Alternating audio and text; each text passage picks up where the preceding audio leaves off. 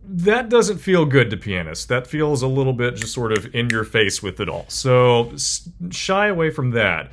You also don't need to do much more than a whisper or like very softly speaking it through. You don't want to do what I've affectionately called pre-auditioning, which you can see my piano is right behind me. Let me show you what I mean by pre-auditioning. 1 second. So just pretend that I'm walking in the room to audition. Hi. Okay, I'm doing You'll Be a Dentist from Little Shop of Horrors. It starts there, it goes to there, and the tempo is... I'll be a dentist! You got it? Okay, great. Hi, my name is Jonathan Kraft, and I'll be performing Dentist from Little Shop of Horrors. Right, so I call that pre-auditioning. You don't want to give a little preview to the judges or the panel or the table of what you're about to sound like, because if you do it like that and sing full out, they are going to start judging and evaluating you based on that. So don't start that off with like the tempo demonstration to your pianist. The other thing that I might recommend, and again, this is something that you would think would be more intuitive than it is, but this is something that you want to practice doing in advance. It's kind of like slating, right? It's something that seems incredibly simple that you can just like worry about when you walk in the room, but how many of us have gone to slate before an audition and have not practiced and have, as a result, been completely freaked out or like have forgotten to slate entirely? So do practice giving your tempo to the pianist in advance. And another tip that I can give you is you should anticipate that your adrenaline might be a little high whenever you walk in the audition scenario, right? Which potentially could mean that the tempo that you demonstrate to the pianist might be a little on the brisk side, right? Like, I've seen people who are, like, clearly, like, shaking from nerves and, like, going back to that Little Shop of Horrors song, the tempo that they give me because they're really nervous.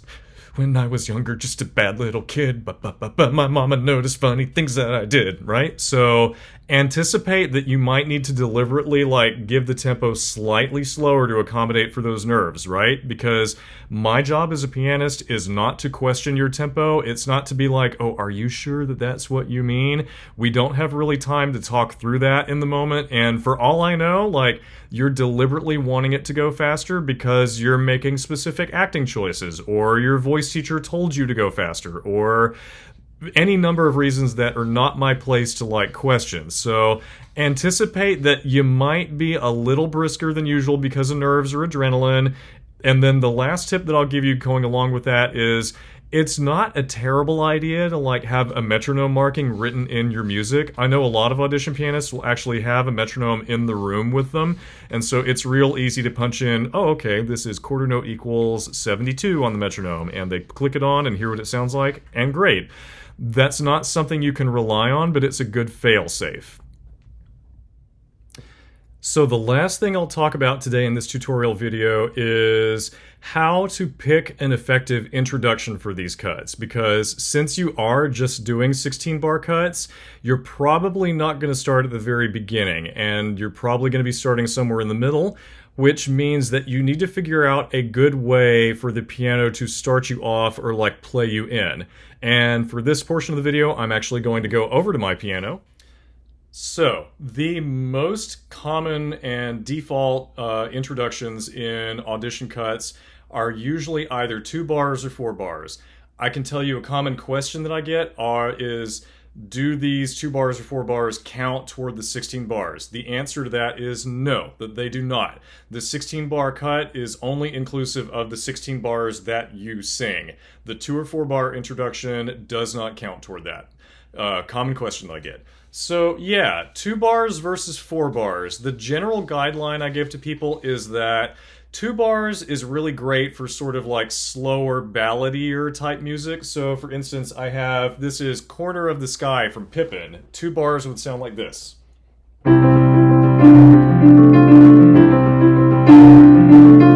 Everything has its season, everything has its time. So as you can hear, it's more than a sufficient introduction to sort of establish the tempo, establish the key. So you do those 2 bars and you're good to go. Having said that, music that is faster, generally speaking, you want to consider the 4 bars. So if I were to bring in to an audition, how about I Can See It from the Fantastics? 2 bars would sound like this. There's a song he must sing, it's a well-known song. So you can hear that that is like absolutely not enough time. So in this instance, I would consider, given that the tempo is a lot faster, I would consider 4 bars, which would sound more like this. There's a song he must sing, it's a well-known song, right? As you can hear, that's still on the brisk side, but that is not just like an immediate da-da-da-da go, right? So especially when you take into consideration there may be a little bit more adrenaline in these audition settings, 4 bars is a lot safer choice for faster music. So yeah, 2 bars or 4 bars are by far the most common. The other thing that I see most frequently involves playing just the first few notes of the upcoming cut, and sometimes that can be a big ol' advantage. So to illustrate that, I'm going to use, this is Life of the Party from the musical Wild Party, so an early Idina Menzel role and a very common audition cut that I've played. If I were to do 4 bars for an introduction with what I've seen as the most common cut, it would sound like this.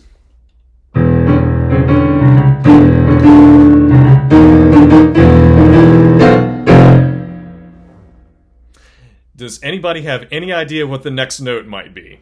So my point with that is you don't want to pick a 4-bar or 2-bar introduction where the harmony is real ambiguous or like right on a key change, because like I've seen so many people bring in this cut and like use that as an introduction and the singing is immediately after those final buttons. So I've heard this a lot. Who's it gonna be? Oh God, there's the key, right? So you don't want the first thing that the audition panel hears to be like, oh my God, what are the notes, right? So my recommendation is consider just asking the pianist to play the first couple notes that you're supposed to sing and then let them catch you like a few beats later, right? So in this case, I would recommend asking the pianist, you know, could I just hear the first 5 notes, please? And then you take a breath and you get ready and then you go, who's it gonna be? The life of the party. And you have a much more solid start as a result of doing that. So yeah, 2 bars or 4 bars is pretty standard, but consider just asking the pianist to play the first few notes for you and I promise that they will catch you. The last thing that I'll say about this is I've had people come in and ask me for a bell tone. That's a little bit like saying, oh, I want to paint my office and I want to paint it a color, right? Lots of different colors that you could paint your office, lots of different bell tones that, you know, people could actually be wanting for an introduction. And, you know, there are 12 notes in the chromatic scale. I can guess what you mean by bell tone, but it is so much safer if you actually specify what note you want for bell tone, because the sort of musical theater bell tone is the standard 5th scale degree. Some people want that. Some people want the keynote. Some people want their first note. So just asking a pianist for a bell tone isn't really enough. So highly recommend you specifically say, I would like a B flat for my first note. I would like an E flat for my first note, or whatever actual note you want to start with. And with that, we have reached the end of this tutorial video. I hope this was helpful. Like, I know that this is definitely a subject that I love to talk about because it's information that is not taught as widely as I wish it was. So again, if you have any follow-up questions, you're more than welcome to get in touch with me on my website, www.jonathancraft.net. There should also be those 2 handouts that go along with this video. If you did not receive those, you're also more than welcome to reach out to me on my website, and I very much look forward to playing for you at the event on October 20th. All right, thanks so much. See y'all soon.